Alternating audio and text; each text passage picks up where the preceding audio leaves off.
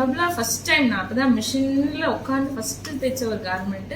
நிறைய தடவை நோட்ஸ் பார்த்தேன், டவுட் எல்லாம் கேட்டு நிறைய பண்ணேன் மேம். வேஸ்ட் ஃப்ராக்கு மேம் அப்படி அன்இமேஜினபிள் மேம். அது நைட் ஃபுல்லா தைச்சு மினியேச்சரும் மெயின் கார்மெண்ட் சப்மிட் பண்ணிட்டேன் மேம். நோட்டே பார்க்காம எனக்கு அதுதான் இன்னும் ஷாக்கே. ஃபர்ஸ்ட் கார்மெண்ட்டே வந்து ரொம்ப ப்ரொஃபஷனல் ஃபினிஷ் கிடைச்சது.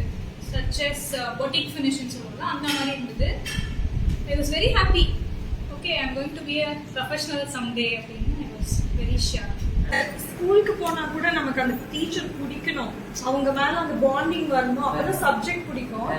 நீங்களும் மணிமணியா இருக்கீங்க, உங்க டீச்சர்ஸும் மணிமணியா இருக்காங்க. I love them. அவங்க இல்லைன்னா நான் இல்ல. நான் கொஞ்சம் யோசிச்சேன், வீடியோ பார்த்து கத்துக்கிறோமா, மேம் வரமாட்டாங்க. வீடியோஸ் ஆர் சோ கையை பிடிச்சி சொல்லி கொடுக்குற மாதிரி தான் இருக்கு. Beautiful curriculum, beautiful teaching.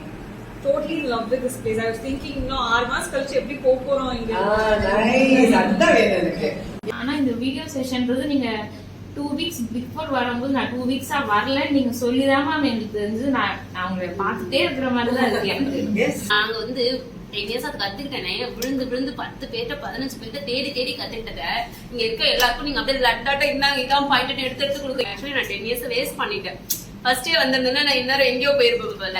உங்களோட வீடியோவை கேட்டாவே போதும், நான் போய் எதுவுமே பார்க்க தேவையில்லை. ஏன்னா நீங்க அதை சொல்ற அப்படியே தச்சாவே போதும். எங்க கேட்டாலும் சொல்லி தர மாட்டாங்க, ஏதாவது ஒரு விஷயத்த மறைச்சுதான் நம்ம சொல்லி தருவாங்களே தவிர முழுசா அந்த தொழில் ரகசியம் போயிடக்கூடாதுன்றதுல தெளிவா இருப்பாங்க.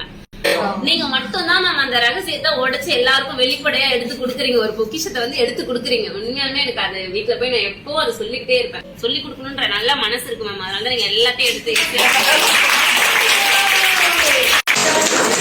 எப்போ நம்ம உண்மையா வாழ்க்கையில ஜெயிச்சிருக்கோம் அப்படின்னா மனதளவுல நம்ம ரொம்ப சந்தோஷமா இருக்கிறோம் இல்லையா, அதுதான் உண்மையான ஜெய். சோ நம்ம ரொம்ப ஹாப்பியா இருக்கோம், நான் ரொம்ப கான்பிடென்டா இருக்கேன், நான் என்ன வேணா இப்ப செய்வேன்ற அந்த சந்தோஷம் வருது பாருங்க.